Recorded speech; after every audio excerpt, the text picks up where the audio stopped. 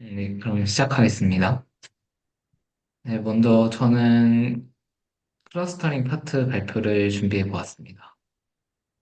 어, 잘 말씀드리면 먼저 군집화에 대해서 간략하게 설명을 드린 다음에 그 다음에 이제 디스턴스 베이스드 클러스터링인 K-means 클러스터링, 그 다음에 하이에라리컬 클러스터링, 그 다음에 덴시티 베이스드 클러스터링인 DB스캔 순으로 발표를 해보겠습니다.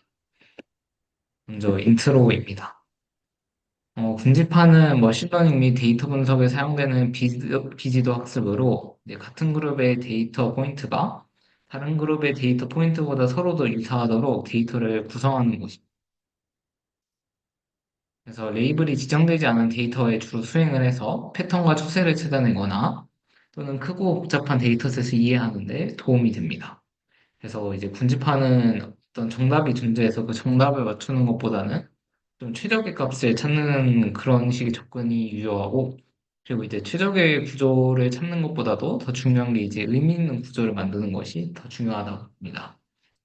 그래서 군집화가 진행된 사례를 이렇게 가져와 봤는데, 그 왼쪽은 이제 신한카드에서 한 사례여서, 이제 그 유사한 소비 패턴에 따라 남성과 여성으로 나누고 각각을 이제 9가지의 시나리오로 분류를 해서 이제 손님 맞춤형 상품 개발 체계를 만든 게 이제 코드나인이라는 프로젝트가 있고, 또 다른 사례로는 GIS와 공간 분지 기법을 같이 활용하여서 잠재적인 도시재생 구역을 식별하는 이런 프로젝트도 있습니다.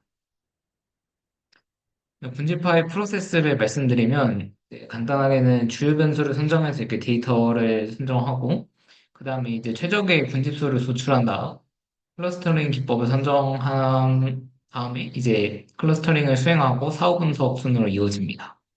여기서 가장 중요한 부분 중 하나가 이제 최적의 군지수를 결정하는 부분인데 이제 정답 레이블이 없다 보니 최적의 군지수도 어떻게 보면은 맞춰야 되는 문제 중 하나가 되고 그거를 수행하는 방법이 이렇게 엘보우 메소드랑 실루엣 기술을 활용하는 방법이 있습니다. 먼저 엘보우 메소드를 설명해 드리면 엘보우 메소드는 군집수를 변환시키면서 각 군집 내 오차 제곱합인 SSE 혹은 이제 within cluster sum of squares를 계산해서 이렇게 얼마나 군집수가 증가할 때마다 이 에러가 감소하는지를 분석을 합니다.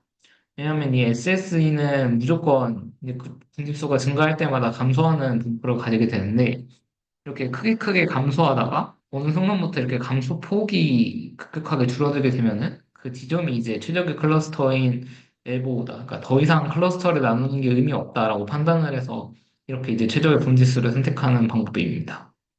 그다음에 두 번째 방법은 실루엣 계수를 사용하는 방법인데 실루엣 계수는 분지파의 품질을 평가하는 지표로 조금 뒤에서 더 자세히 말씀드리겠지만 아무튼 이렇게 품질을 평가하는 지표여서 마이너스 1과 1 사이의 값을 가져서 클수록 이제 분지파가 잘 되었다고 말을 하는데 그래서 이렇게 클러스터 수를 2, 3, 4로 달리하면서 각 클러스터별 실루엣 계수의 평균값들을 이렇게 다 계산을 하고 그래서 평균 실루엣 계수를 보면서 이제 높을수록 클러스터 수가 최적이다라고 결론을 내고 또한 이제 실루엣 계수의 분산 역시 참고해야 되는 점이 왜냐면은 특정 클러스터에만 이 실루엣 계수가 높을 수도 있어서 그건 이제 좋은 군집화가 아니기 때문에 그래서 이렇게 평균적으로 실루엣 계수가 높고 그다음에 분산을 따져봤을 때 그렇게 크지 않을 때 그거를 이제 최적의 군지수를 선택하는 방법이 되겠습니다. 다음은 군집화 평가 지표입니다.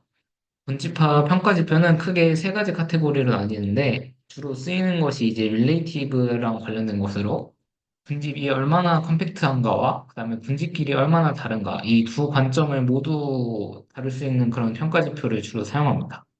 그래서 대표적인 예시가 이제 듀인덱스와 실루엣 계수가 있는데 듀인덱스는 최소 군집 간 거리인 분리도를 군집 내 최대 거리인 응집도로 나누는 이런 식으로 이루어져 있어서 그래서 최소 군집 간 거리다 보니까 이 군집 간의 거리는 크면 클수록 이제 클러스터링이 잘 된 거고, 그 다음에 한 군집 내에서의 최대 거리는 작으면 작을수록 좋은 거여서 이게 이제 분모로 들어가다 보니 결국 듀인덱스는 클수록 좋은 거다라고 알아주시면 될 것 같고, 그다음에 두 번째로 실루엣 코에피션트, 실루엣 계수 같은 경우 AI랑 BI라는 거를 계산하는데 AI 같은 경우 해당 데이터 포인트가 속한 군집 내에서의 평균 거리, 그러니까 어찌 보면 응집도랑 비슷한 개념이고, 그다음에 BI 같은 경우는 해당 데이터 포인트와 가장 가까운 다른 군집 내 데이터 포인트 간의 평균 거리, 뭐 분리도랑 좀 관련 있는 그런 거리를 계산한 다음에, 그다음에 BI-AI를 AI와 BI의 최대값으로 나누는 것이 신뢰의 개수가 됩니다. 결국 우리가 클러스터링이 잘 됐다라는 것은 이제 AI와 BI 중에서 BI가 AI보다 크고, 그래서 이 윗케이스가 되고, 그 와중에서도 AI가 작으면 작을수록 좋고, BI는 크면 클수록 좋기 때문에, 결국 이 실루엣 계수가 1에 가까울수록 가장 좋은 클러스터링이다라고 생각해 주시면 될 것 같습니다. 다음은 이제 분집화 종류에 관한 내용인데, 먼저 하드 클러스터링과 소프트 클러스터링으로 나눠서 하드 클러스터링은 각 데이터가 한 클러스터에만 속하는 경우를 말하고, 그다음에 소프트 클러스터링은 각 데이터가 여러 클러스터에 확률적으로 할당되는 경우를 말합니다. 그다음은 이제 파티셔널 클러스터링과 하이어리컬 클러스터링인데, 파티셔널 클러스터링은 이 왼쪽 예시처럼 모든 데이터를 한 번에 분류하는 방법이고, 이제 하이어리컬 클러스터링은 이렇게 무조건 클러스터를 만들고 그 클러스터를 만든 것 중에서도 또 클러스터를 만드는 방법으로 이렇게 가까운 데이터부터 단계적으로 분류해가는 방법이 하이어리컬 클러스터링이 되겠습니다. 파티셔널 클러스터링 같은 경우는 유사도 특정 방식에 따라 이제 디스턴스 베이스드, 디스트리뷰션 베이스드, 덴시티 베이스드로 나뉘게 되는데 다음부터는 이제 디스턴스 베이스드인 K민, 그 다음에 이제 하이어리컬 클러스터링을 얘기하고 마지막으로 덴시티 베이스드 DB 스캔에 대해서 얘기해 보겠습니다. 네, 그래서 K-민스 클러스터링입니다. K-민스 클러스터링 같은 경우 동일 분집에 속하는 데이터는 특정 중심을 기준으로 균등하게 분포할 것이다라는 가정으로 출발하는 그런 클러스터링 기법입니다. 그래서 각 이터레이션마다 분집 중심점인 이 센트로이드를 선택하고 B가 빠졌네요. 데이터 포인트들을 가장 가까운 중심점으로 묶는 방법을 계속 이제 반복하는 것이 이 K-민스 클러스터링이 되겠습니다. K-민스 클러스터링 같은 경우 장점은 일단 무엇보다 직관적으로 와닿는다는 것도 큰 장점이고 간단하면서 이해하기 쉽다는 그런 장점이 됩니다. 하지만 단점이 좀 매우 크리티컬한 단점들이 좀 많은데 첫 번째로는 초기 중심점 선택에 따라 수익도가 크게 달라질 수 있다는 점입니다. 여기 있는 가운데 있는 이 두 예시가 이거와 대응되는 사례인데 이 같은 데이터 포인트들이 이렇게 분포가 돼 있음에도 초기 시작점을 어디에 잡냐에 따라 결과물이 달라지게 됩니다. 그래서 이 좋은 예시 같은 경우는 처음에 이제 그 중심점을 이렇게 세 개로 잡아가지고 어쩌다가 이제 이터레이션을 반복하다 보니 위에 하나, 왼쪽 아래 하나, 오른쪽에 하나 이렇게 클러스터를 잘 분류했는데 근데 이제 배드 케이스 같은 경우 그 처음 센트로이드가 하나는 아래 있고 위에가 두 개 있어서 결국 이터레이션을 반복했을 때 아래에 있는 클러스터를 하나로 묶어버리는 이런 식으로 이제 이터레이션이 종료하게 됩니다. 그래가지고 스윙도가 이제 다 같은 조건임에도 이 초기 중심점 선택에 따라 스윙도가 크게 달라질 수 있다는 점이 좀 크리티컬하고 그 다음에 이제 복잡하거나 비구형 구조의 데이터에서는 적합하지 않습니다. 이 아래에 있는 예시를 살펴보면은 이제 우리가 이걸 만약에 클러스터링을 진행한다면 이 U자 하나랑 U자를 이제 뒤집은 걸로 분류를 해야 되는데 이제 케미스 클러스터링 같은 경우 왼쪽에 있는 것들을 하나의 클러스터로 보고 오른쪽 아래에 있는 것들을 또 하나의 클러스터로 분류하는 이런 문제점이 있습니다. 그 다음에 이제 디스턴스 베이스다 보니 이제 아웃라이어들은 대부분 이제 센트로이드에서 멀리 떨어져 있게 되는데 그 녀석들의 이제 디스턴스가 워낙 커서 결국 이제 그런 것들까지 고려하다 보니 이제 이상치에 이제 민감해질 수밖에 없는 그런 또 단점이 있고 그다음에 이 클러스터에서 K를 사전에 정해줘야 한다는 것도 또 큰 문제점이 됩니다. 아까 말씀드린 이 내부 메소드와 실로의 개수로도 이제 감소폭이 좀 확연하게 차이가 났을 때 이제 에버 포인트라고 하는데 에버 포인트도 막상 이제 실제 데이터를 해보면은 안 나타날 수도 있는 그런 문제가 있어서 그래서 이 사전에 클러스터 수를 결정해야 한다는 것도 또한 단점이 되겠습니다. 그다음에 이제 K-means 클러스터링의 프로세스를 한번 알아보면 먼저 일단 상황을 가정해 위해 이제 2차원의 데이터가 총 4개 주어져 있다라고 하고 K는 2로 설정을 하고 시작을 해보겠습니다. 초기 군집 중심점을 X1과 X2의 위치를 각각 C1, C2로 잡을 것인데 이제 각 이터레이션마다 일단 거리 속도는 유클리디언 거리를 사용할 거고 먼저 각 데이터마다 군집 중심점으로부터의 거리를 계산합니다. 모든 데이터 포인트인 C1, C2, C3, C4에 대해서 각각 C1과 C2와의 거리를 이제 쭉 계산을 하고 이제 그 각 데이터의 거리를 기반으로 군집을 할당하게 됩니다. 그러니까 C1에 가까운 데이터는 이제 C1을 중심점으로 하는 클러스터에 분류가 되는 거, 할당이 되는 거. 그다음에 C2에 가까운 데이터들은 이제 C2를 중심으로 하는 그런 클러스터에 할당이 되는 것입니다. 그다음에 이제 군집 중심점을 재설정하는 거여서 이제 재설정하는 과정을 데이터의 평균으로 이제 재설정하게 되는데, 이제 C1 같은 경우는 이제 X1만 속하다 보니까 그냥 이제 그대로가 되는 거고, C2 같은 경우는 X2, X3, X4가 분류 할당이 되어서 그 세 점의 이제 평균이 중심점이 되게 됩니다. 새로운 중심점이 되는 것입니다. 그 다음에 이제 새롭게 변한 이 C1, C2에 대해서 이 과정을 반복해 주는 건데, 마찬가지로 거리를 다시 계산을 하고, 이제 그 가까운 것대로 이제 다시 할당을 해줬는데 아까와는 달리 이제 X2가 C2에 비해서 C1에 더 가까워졌기 때문에 결국 X1과 X2가 이렇게 묶이게 됩니다. 그래가지고 묶고 나서 다시 이제 센트로이드를 재계산해주고 그 다음 한 번 더 수행했을 때는 이제 C1, C2가 각각 X1, X2의 중점, X3, X4의 중점이 되어서 결국 이제 이 이터레이션을 반복하더라도 C1, C2가 변하지 않게 됩니다. 그 말인즉슨 이제 클러스터링이 끝났다. 더 이상 이제 잘 분리가 되었다라는 것을 의미하다 보니 이제 클러스터링을 마치게 되는 것이죠. 네. 그다음은 이제 K-means 클러스터링에서 조금 더 발전한 알고리즘은 이 K-means 플러스 플러스 알고리즘에 대해 이제 간략하게 얘기를 해보면 이 알고리즘 같은 경우 아까 K-means에서 가장 취약했던 부분이 초기 중심점 선택에 대한 문제를 좀 더 개선해 보자 해서 보완된 알고리즘입니다. 그래서 이 알고리즘은 중심점을 더 효과적으로 초기화하는 알고리즘이어서 그래서 모티베이션은 일단 최대한 중심점을 멀리 떨어뜨리자라는 생각에서 시작을 해. 그래서 어떻게 이제 중심점을 초기화하는지를 알아보면 먼저 첫 번째 중심점은 이렇게 빨간 점을 데이터 포인트 여러 곳 중에서 아무거나 이렇게 무작위로 선택을 하고 남아있는 데이터 포인트에 대해 가장 가까운 이전에 선택한 중심들로부터의 거리 dx를 계산합니다. 여기서는 이제 확정된 센트로이드가 하나다 보니까 이 빨간 점에 대해서 모든 데이터 포인트들이 각각 거리인 dx를 계산하는 겁니다.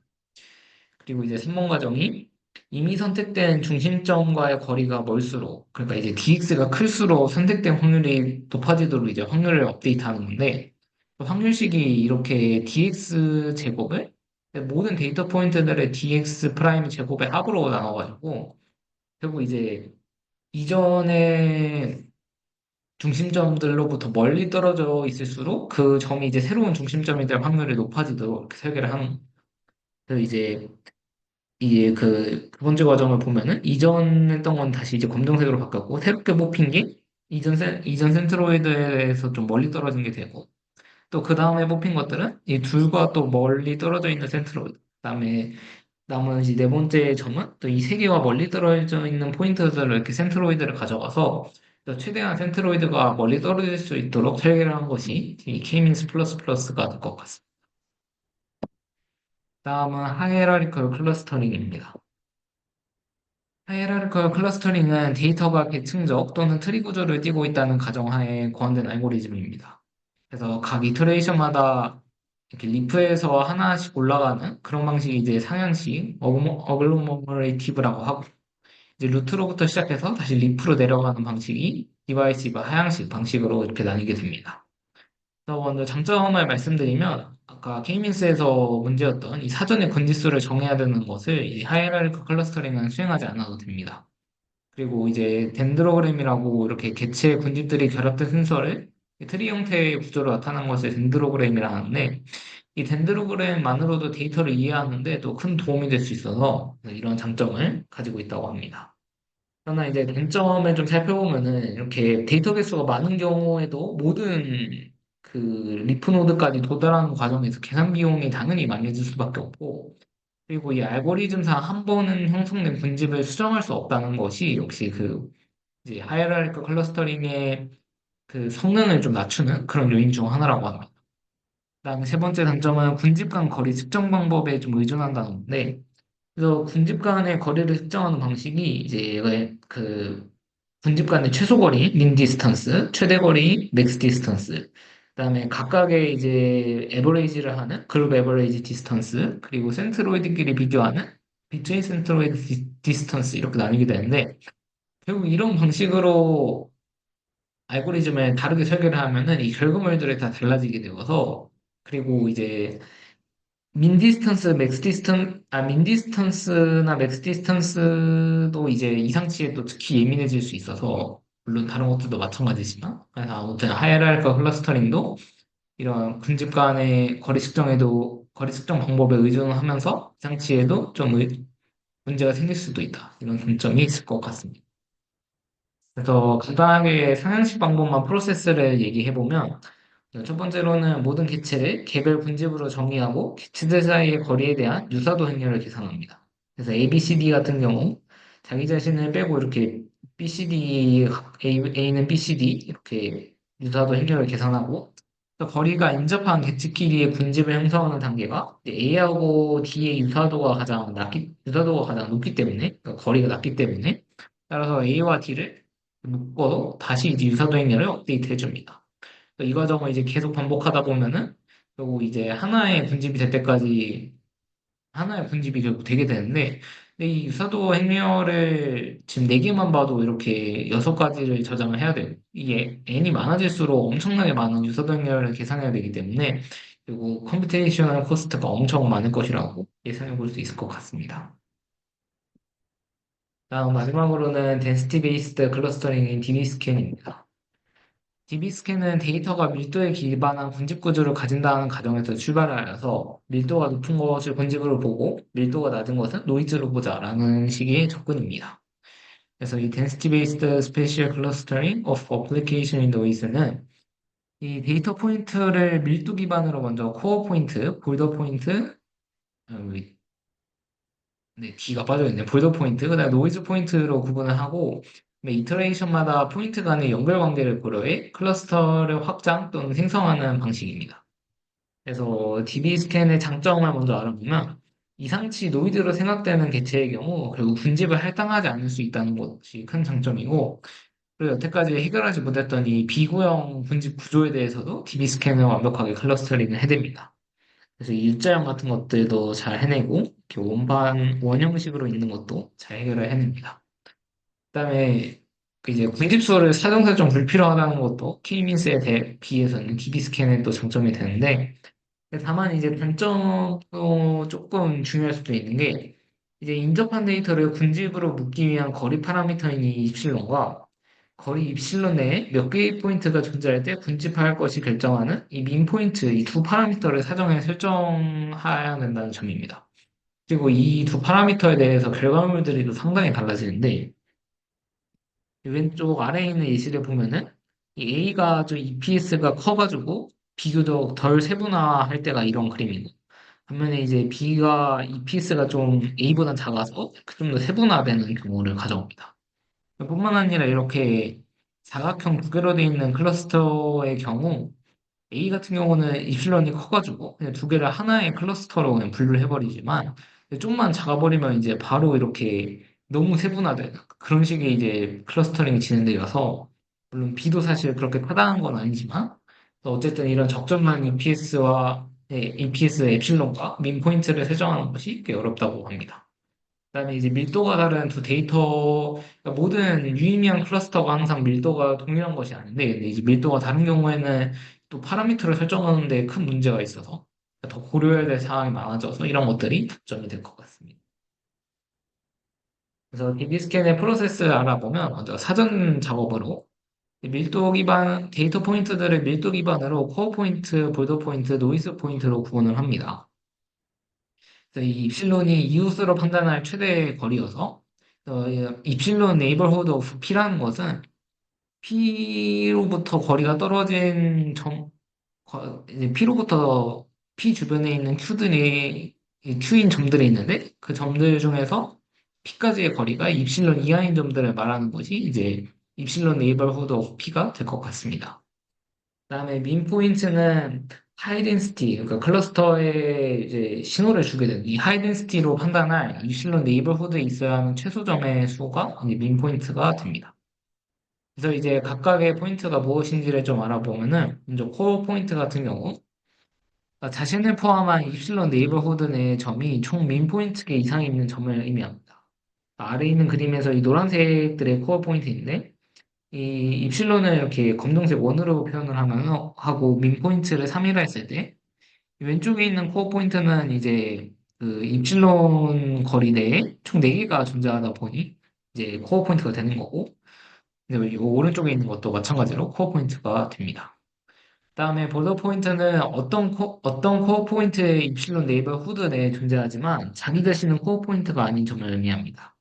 여기 위에 있는 이 파란색인 보더 포인트가 되는데 그래서 이 왼쪽에 있는 코어 포인트, 노란색 코어 포인트에 입실론 네이버 후드에는 포함되지만 자기 자신이 이제 코어 포인트가 아니어서 이런 점이 이제 보더 포인트가 되는 거고 노이즈 포인트 같은 경우는 모든 코어 포인트의 입실론 네이버 후드에 포함되지 않으며 자기 자신도 코어 포인트가 아닌 점들 여기 있는 주황색인 점들이 노이즈 포인트가 됩니다. 그다음에 이제 데이터 포인트들 사이의 관계를 정의하는데 이제 먼저 첫 번째로는 다이렉트 덴시티 리처블이라 해서 P가 Q로부터 임의의 두 데이터 포인트 P, Q가 있을 때 P가 Q로부터 directly density reachable 하다는 것은 이제 Q가 코어 포인트이고 P가 Q의 입실론 네이버후드 내에 존재한다. 그러니까 여기 딱 케이스 같은 상황을 direct density reachable이라고 합니다. 그다음에 두 번째인 density reachable 같은 경우는 P가 Q로부터 density reachable 하다는 것은 P와 Q 사이에 있는 모든 점이 코어 포인트이고 각 점이 다음 점으로 direct density reachable 해야 한다는 것을 의미하는데 그리고 이제 Q에서 P까지를 이렇게 있는 경로를 만들었을 때 그 사이에 있는 이런 P2나 뭐 다른 점에 뭐 P3, P4 이런 것들이 있을 때 그 점들이 다들 코어 포인트여야 되고 그리고 각각 Q에서 P2, P2에서 P3, P3에서 P4, P4에서 P까지 올 때 각각에 갈 수 있는 게 모두 다이렉트 덴시티 밀접을 해야 한다는 것을 의미합니다. 그다음에 마지막으로 density connected 같은 경우 P와 Q가 이렇게 density connected 하다는 것은 P와 Q가 어떤 공통 코어 포인트인 O에 대해서 density reachable 해야 된다는 것을 의미합니다. 그리고 이제 density connected 한 거는 하나의 클러스터로 볼 수 있다는 그런 기초가 되는 것이죠. 그래서 DB 스캐너 같은 경우 클러스터를 다음의 기준을 만족시키는 집합으로 생각을 하는데 먼저 첫 번째로는 커넥티드의 조건이 있어서 클러스터 C에 속하는 임의의 두 점 PQ는 density connected 해야 한다. 그리고 어떤 코어 포인트를 기준으로 연결이 되어야 한다는 것이 커넥티드 조건이고 그다음에 맥시멀 조건은 임의의 두 데이터 포인트 PQ에 대해 클러스터 C에 속하는 P로부터 Q가 density 리처블 하면 Q 역시 QC에 속해야 된다는 것을 의미합니다. 그러니까 클러스터가 이제 의미가 있기 위해서는 그 데이터에 존재하는 모든 점들에 대해서 너가 클러스터 조건의 가능성이 있어? 그러면은 이미 존재하는 클러스터로 들어가. 약간 이런 식의 얘기여서 최대한 이제 불필요한 클러스터를 만들지 않는 조건 중 하나가 이 맥시멈 조건이 되겠습니다. 그리고 이제 코어 포인트 같은 경우 반드시 하나의 클러스터에 속한다는 이 조건도 역시 더해지면 DB 스캔이 될 것 같습니다. 그래서 DB 스캔의 알고리즘을 살펴보면은 이제 이런 순서대로 진행이 되는데, 먼저 데이터 포인트들을 각각 코어 포인트, 볼더 포인트, 노이즈 포인트로 분류하고, 먼저 첫 번째 과정은 코어 포인트 중 하나를 랜덤하게 고른 다음 새로운 클러스터로 분류를 하는 겁니다. 여기 아래 예시를 보면은 이제 코어 포인트를 이렇게 그 외곽을 이렇게 진하게 칠해놓은 것들이 코어 포인트가 되는데, 코어 포인트 중 임의로 하나 이렇게 하나를 뽑아서 얘를 이제 새로운 클러스터인 이 하늘색으로 분류를 합니다. 다음 두 번째 과정은 코어 포인트와 입실론 네이버후드인 점들을 같은 클러스터에 분류하는 과정인데, 그 코어 포인트와 떨어진 거리가 입실론 이내인 점들을 같은 클러스터로 분류하는 과정이고, 그다음에 세 번째는 클러스터에 속하는 다른 코어 포인트에 대해 이 두 번째 과정을 수행하고 이 과정을 반복하는 것입니다. 아까 이제 이번의 결과물인 이 나머지 두 점 역시 코어 포인트이기 때문에 두 코어 포인트와 또 입실론 네이버후드를 각각 찾아주어서 똑같은 클러스터로 분류하고 이 과정을 이제 계속 반복하다 보면 이렇게 결국 보더 포인트들도 같은 하나의 클러스터로 구분이 됩니다. 그다음에 이제 더 이상 클러스터에 분류할 점이 없으면은 아직 분류되지 않은 코어 포인트에서 2번, 3번 과정을 반복해서 또 새로운 코어 포인트인 이제 이 점을 찾아서 빨간색으로 클러스터를 분류를 해주고 마찬가지로 여기서 이제 입실 네이버후드를 찾고 같은 클러스터로 분류하는 작업을 반복해서 새로운 클러스터를 생성합니다. 그 결과 이제 남아있는 점들은 우리가 이제 아웃라이어들, 노이즈 포인트라고 생각하면 될 것 같습니다. 네, 그래서 제가 클러스터링 준비한 내용은 여기까지가 될 것 같고, 7초는 다음에 자료들을 참고했습니다.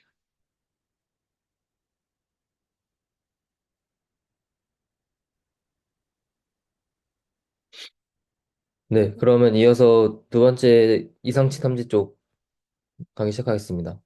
목차는 먼저 이상치 탐지 개요 설명드리고, 그 다음에 밀도 기반 이상치 탐지랑 거리 기반 이상치 탐지를 설명드리겠습니다.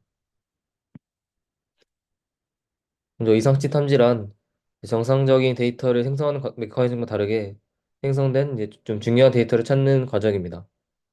그래서 이상치 데이터는 이제 측정 과정에서 무작위성이 발생하는 노이즈와는 다른데요. 이게 그러니까 이상치 데이터를 찾는 거는 그러니까 중요한 데이터를 찾는 거라서 좀 단순히 그냥 이상한 노이즈를 찾는 거랑 다릅니다.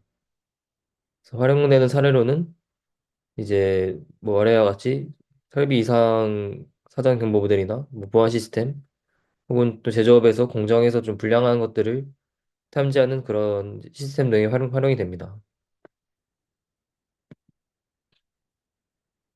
그래서 먼저 밀도 기반 이상치 탐지에 대해 설명드리겠습니다.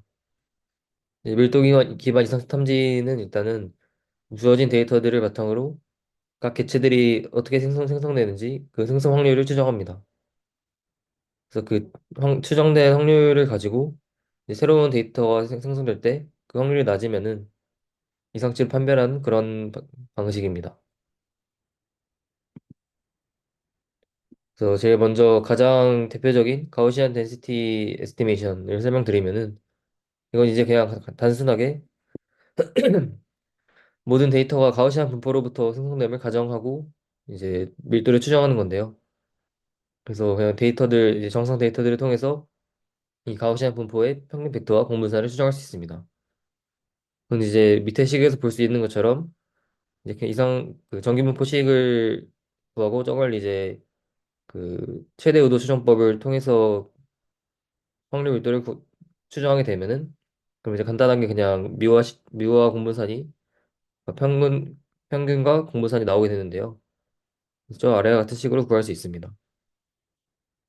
또 다차원에서는 또 오른쪽과 같이 뭐 비슷한 형태로 구할 수 있습니다. 그래서 이 방식의 장점으로는 수정이 되게 간단하고 학습 시간이 짧습니다. 그리고 또 이제 저렇게 구해진 분포에서 적절한 컷오프를 이제 설정할 수 있는데요. 그래서 컷오프를 분포로부터 정할 수 있다는 것도 장점입니다. 그리고 이제 각 변수의 측정 단위에 영향을 받지 않고 이제 분포를 구할 수 있다는 것도 장점입니다.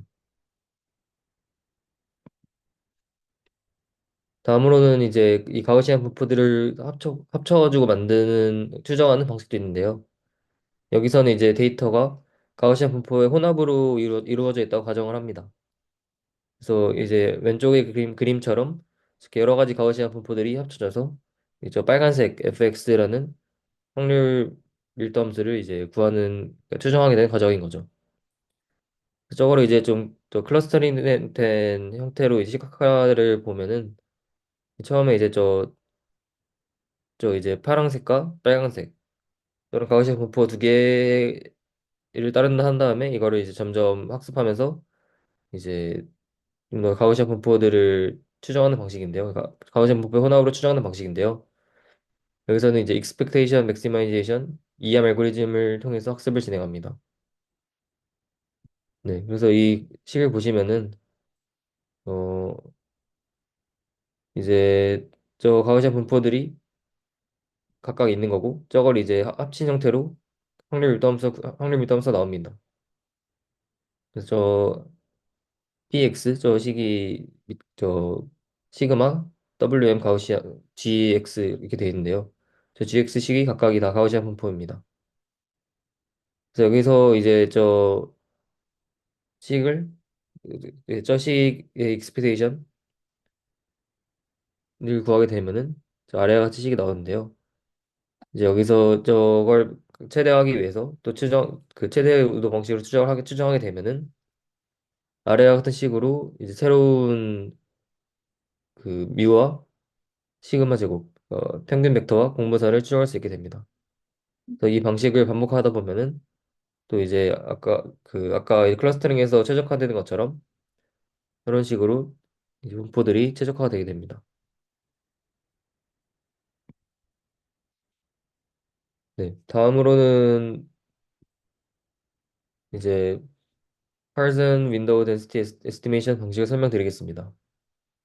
이건 이제 데이터가 뭐 특정한 분포를 따른다는 가정 없이 그냥 주어진 데이터로부터 밀도를 추정하는 방식인데요. 그래서 이거는 이제 어떤 식으로 하는 거냐면은 제일 이제 이해하기 쉬운 방법은 저 이제 아래쪽에 있는 그림을 보면은 저 네모 박스들이 여러 개 있는 그림이 보이실 겁니다. 그래서 이제 어떤 점이 저 이제 네모 박스 안에 들어있는지 안 들어가 있는지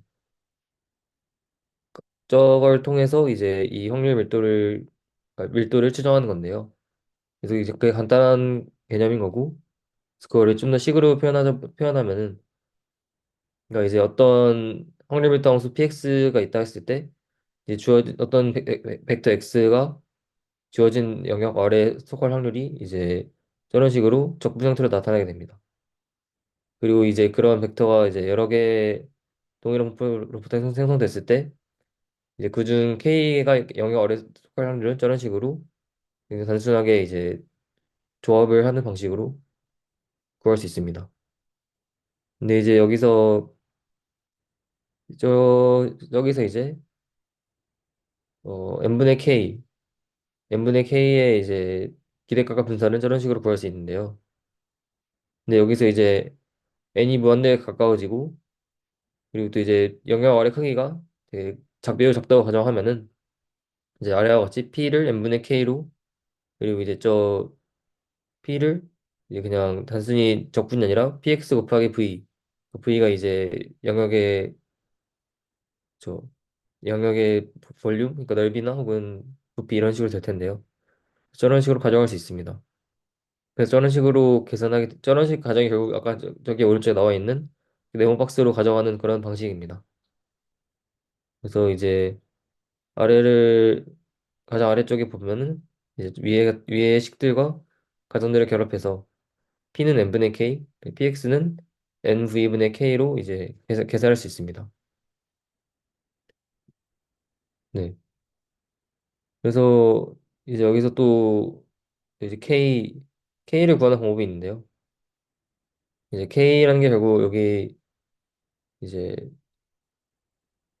어 k라는 게 시그마 이제 저기 라지 k유라는 함수가 있는데 저게 결국 저 네모 박스 안에 들어가 있냐 안 들어가 있냐 들어가 있으면 1, 안 들어가 있으면 0이라는 함수인데요. 그래서 이건 결국 여기 있는 점들에 대해서 몇 개가 들어 있느냐를 구하는 식입니다. 저 시그마 k는 시그마 k h분의 xi 마이너스 x가 결국 그걸 구하는 식이고 그래서 결국 px는 저 아까 있는 NHD분의 1 곱하기 시그마 K H분의 XI 마이너스 X라는 식으로 구할 수 있게 됩니다. 그래서 이런 식으로 추정을 하는 게 이제 파르센 윈도우 덴시티 에스티메이션이군요. 네. 그리고 이제 여기서 좀 중요한 거는 이제 H라는 저 파라미터를 이제 또 결정할 수 있는데 여기서 H가 너무 크게 되면은 이제 저 아래에 있는 것처럼 너무 이제 스무스하게 밀도가 나오게 되고요. H를 되게 작게 하면은 그런 식으로 되게 스파이키, 뾰족뾰족하게 밀도가 나오게 됩니다.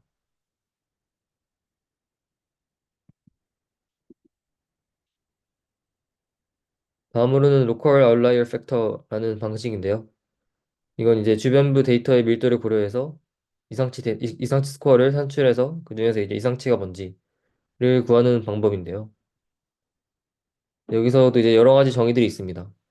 첫 번째로는 이제 이 DPO, 그러니까 K 디스턴스라는 걸 정의하는데요. K 디스턴스는 이제 어떤 이제 데이터셋 D에서 P와 O라는 점, 그 두 개가 있을 때 이제 결국 저게 뭐냐면 이제 그냥 그러니까 이제 가장 가까운 K개, 그러니까 최소 딱 K개보다 작으면 그러니까 K만 7개가 안에 들어와 있고 딱 K개까지가 이제 포함되는 그 거리를 말합니다. 그래서 이제 그게 이제 그 K 디스턴스고, 그래서 이제 K 디스턴스가 주어져 있을 때 그 이제 NKP라는 저거는 이제 결국 그냥 그 K 디스턴스 안에 몇 개의 몇 개의 이제 그게 있는가, 네이버가 있는가라는 뜻입니다. 그리고 이제 저기서 reachability distance라는 것도 있는데요. reachability distance는 결국 이제 그, 그 아까 위에 있는 NKP, 그저 K 디스턴스 안에 있는 점들에서 이제 그 점들의 거리와, 그러니까 그 K 디스턴스와 또 그 점들과 어떤 그러니까 그 K 디스턴스와 이제 그 DPO, 그러니까 어떤 점 O와 P 사이의 거리, 그 둘 중에서 더 맥스 값을 의미합니다.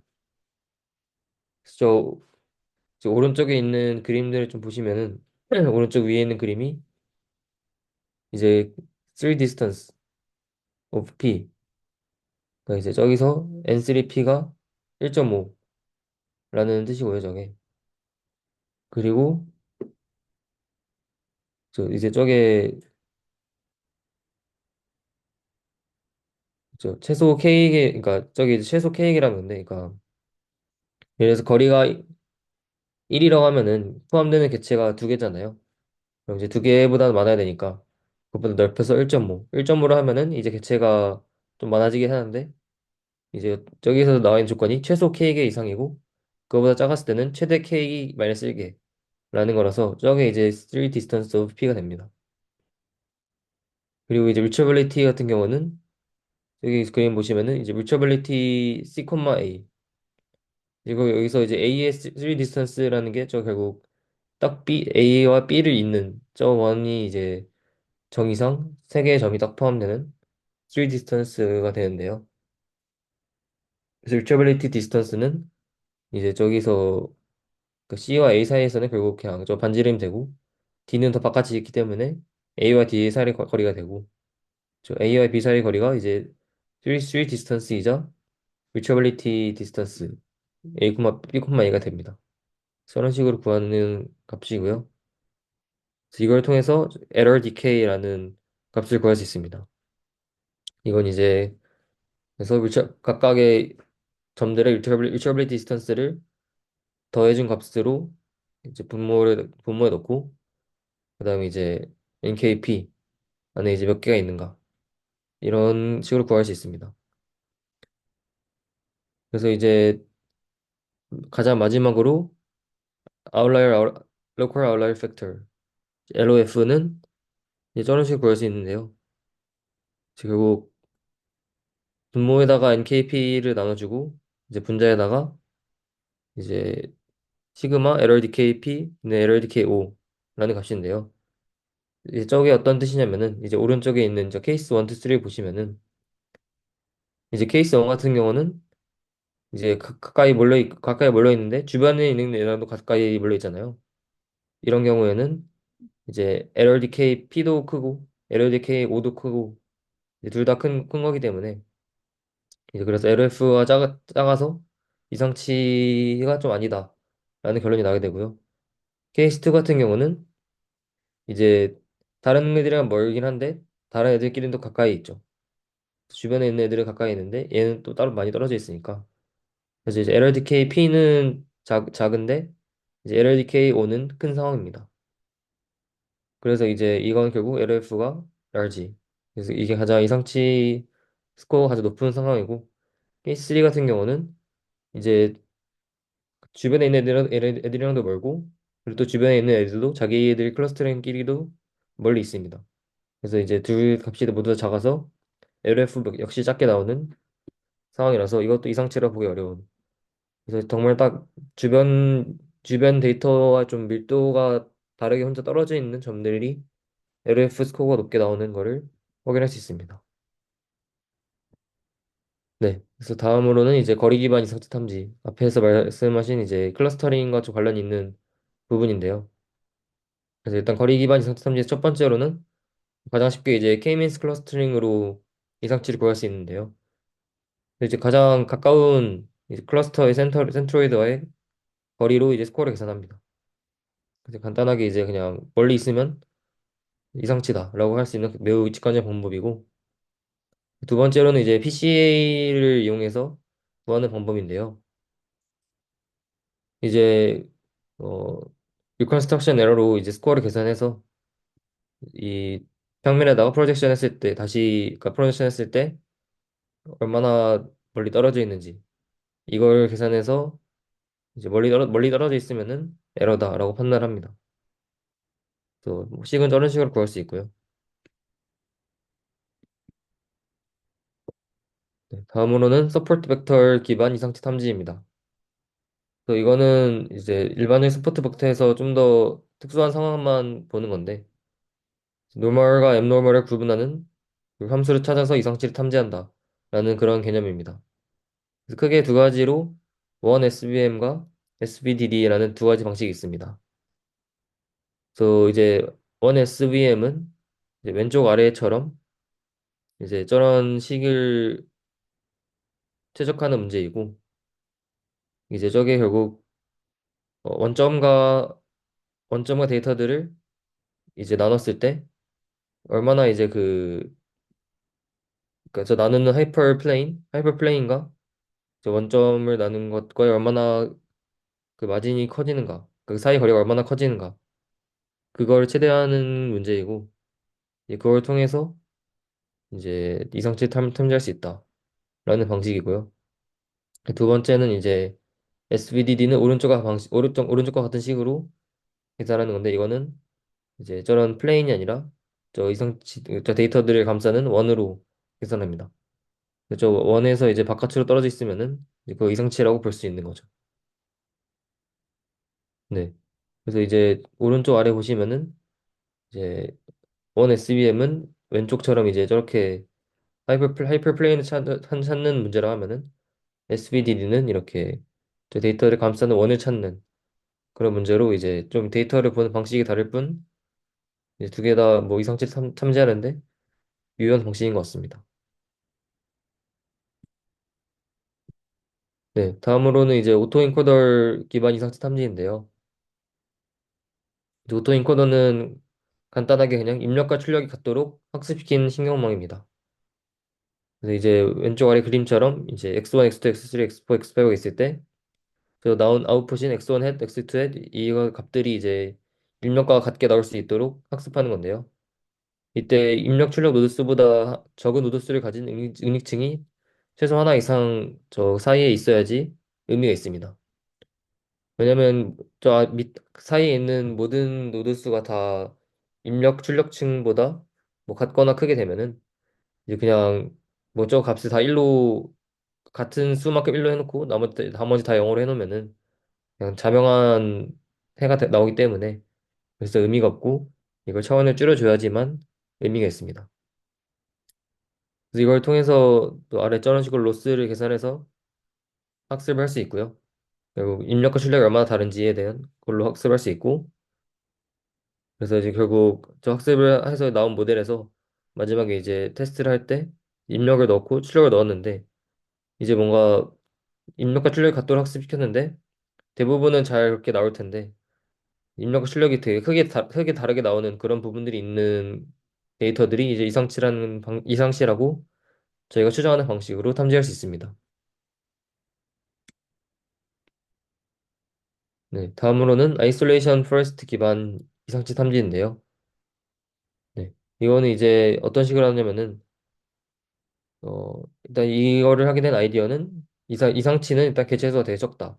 개수가 적고, 그리고 이제 이걸 통해서 이제 이 데이터들을 트리로 나눌 때 정상 데이터라면 이거를 트리에서 고립시키는데 되게 많은 분기가 필요한데 이상치 데이터라면은 좀 상대적으로 적은 분기만으로도 얘를 고립시킬 수 있을 거다라는 아이디어로 시작하게 됩니다.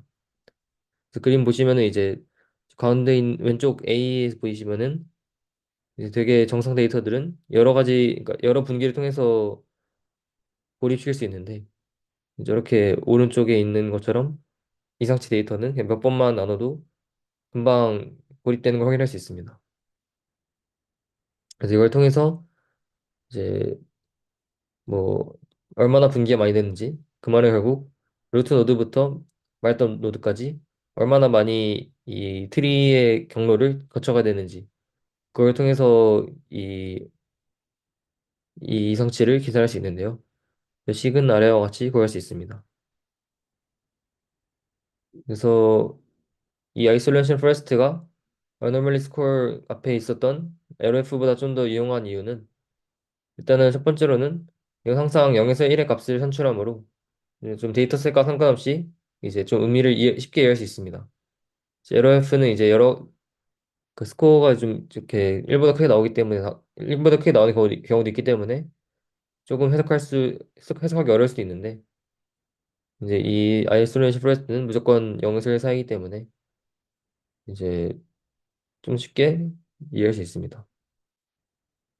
네, 그리고 마지막으로 이제 이런 식으로 보통 이런 이제 트리 같은 경우는 거의 대부분 이제 수직 수평으로만 나누게 되는데 그렇게 했을 때 좀 문제들이 좀 생길 수 있는데 그런 것들 좀 보완해서 이런 식으로 대각선으로 나누는 방식의 아이솔레이션 퍼스트도 있다고 합니다.